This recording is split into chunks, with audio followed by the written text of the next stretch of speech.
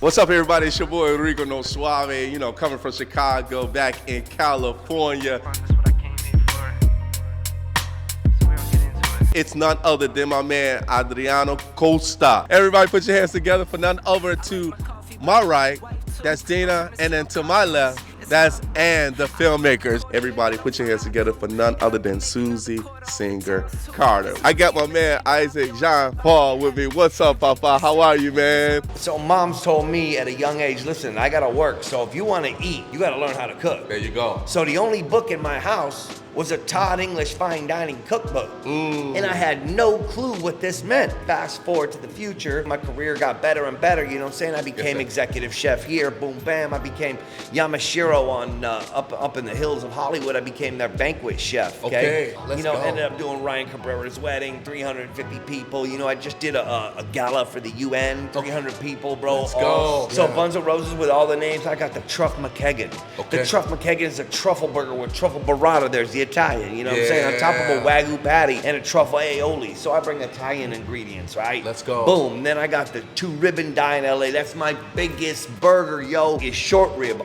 on the bone, on top of burger, on top of bacon jam. Neil Saavedra from KFI Radio said, this not a burger. This the whole animal between 2 buns. My Cheesy E, let's go to the Cheesy E, house-made cheese whiz sauce. It's like a Velveeta with beer and a couple other ingredients. I can't tell you everything. That's right, no. You know what I'm saying? Even if I gave you my recipe book, you still couldn't do it. Right. Unless I train you. It's the touch. Go ahead, hey, please, Yes, sir. please, I'll give it to you. Go ahead and take it. I went to the Los Angeles Culinary Institute in many years ago. If I told you when, you know what I'm saying, you know how old I was. But it's all good. A true gentleman never says his age. That's right. I went to school for 2 years. I got my degree, got my bachelor's in culinary arts. From there, you get out and you kind of start at the bottom. Yep. You don't start as a dishwasher, but you Right. start as a prep cook. But I just kept looking at the chefs like, man, what's that dude doing? How is he up there? Yeah. How is he the guy? Yes, What's going through his head? I'm doing my work and kicking ass doing my work, but at the same time, side-eyeing the chefs and trying to figure out how I can be like this guy. I'm imitating in my head. Like, I see what he did. Oh, he put that with that. And I'm reading their menus, and I'm like, oh, I get it. Oh, I don't get it. Try and ask questions. Hey, chef, what's up with this? Hey, chef, how come you put that with that? Well, this is acidic and that is savory. So with and you're like, oh, okay, cool. So if I'm training you, I want you to be as good as me, if not better than me, when you leave with me. Let's go. So to me, some of these young kids that come work for me, man, I'm like, yo, bro, I want you to go out and I want you to open up a Buns of Roses. I want you to be a fine dining chef one day. Sir. You know what I'm Yes, saying? sir. Like, come on, man. Ask questions. Yeah. Otherwise, you're just going to be a robot in the back, chopping vegetables. You're never going to move from that position. Is there any other type of meat that you actually have for the burgers? No, I mean, that's where, like I said, it's Wagyu and then the short rib on the bone, man. I want you to think of this burger, like I said, as something experiential. I want you to come here and go, this is what's up. This is different. This is a hamburger I've never had before. We're expanding, bro. We're going from where we are now at 8600 West Pico. We're trying to make the experience even more experience. Nice. You know what I'm saying? We want live music. We're bringing Buns of Roses to you. If you open it up in Chicago, it's on. So you have something brand new that's coming out. It is a horror thriller. It was inspired by situations that I've dealt with online and, being in this industry. It is a short, because who doesn't love a good short? A good horror short, in and out, done and done. Has tones of a little bit of misery. It's meant to be eerie. It's meant to be disturbing, because I think horror doesn't have to be all gore. It doesn't have to be all jump scares. Have a little bit of psychological. So yeah, we're moving into post pretty quickly with it. Nice. And then we're going to kind of look at the film and then see if we end up, speaking of film festivals, going into more genre-based film festivals that focus on horror, and also then see where we want to release it as well. Do you feel that takes away from major film festivals when there's only a category of horror, a category of suspense, a category of drama? I think that adds to a different layer of competition, and it depends what you're looking for in your film festival journey, which I think all filmmakers have different goals. Sometimes it's just about exposure, sometimes it's just about the networking, and if you want to network with people in a specific genre, then yeah, maybe you focus on that. It's pretty cool then, because then when you see the really specific genres though, those are also sometimes then one horror, one sci-fi, one this. Yeah. And you see some best of the best though too. I see. So I'm like, Yeah. you get some real competitive stuff. We went to a worldwide women's festival most recently. So Okay. it was all about women produced, women written, women directing. Sure. Like, those were the requirements for the films. I Then see. we had different genres as well, but the basis was female empowerment. I you know? hear you. I think also, like we discussed, like focusing on your goal. Like what are you trying to achieve out of the film festival? Is it something you're actually going to attend? Yeah. Is another big factor, I feel like, when you're trying to decide what to do. Now, I do know, and we have met some people too who, like, some producers as well, who it's like that's their job and their goal is to get into as many film festivals and grow that brand recognition too, or like grow their little network through that way of getting into as many as possible. It's very interesting of the mindset, and honestly, talking about just being grateful for the work and putting art out there and doing it for the love of the art kind of thing.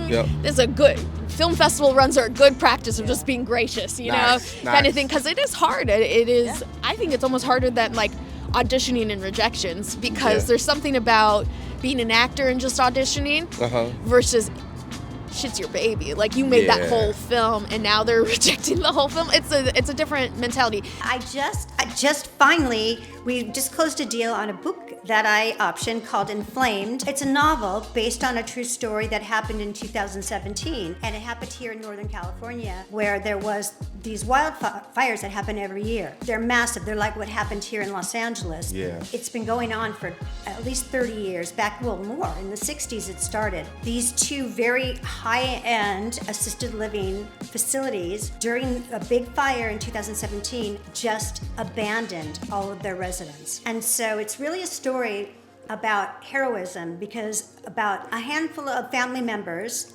went and said, we got to get our family members out of there. And they went in and risked their lives and saved every single resident. And so it's like if you saw Backdraft back in the day, right? Ron Howard did.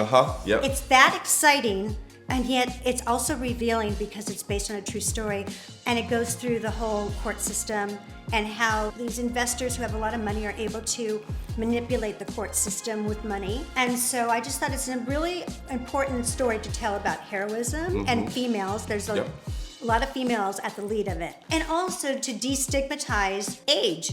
Because the residents, they were so brave. And they were, you know, some of them were in wheelchairs, some of them were like, you take her first, I'm okay, I'm all right, make sure that so-and-so in room so-and-so is good. And I was like, that's so cool, because it's really couching and humanizing our vulnerable. And like you said, a disability or any kind of, to me, any kind of issue, any kind of challenge that happens in your life is an opportunity to do something better.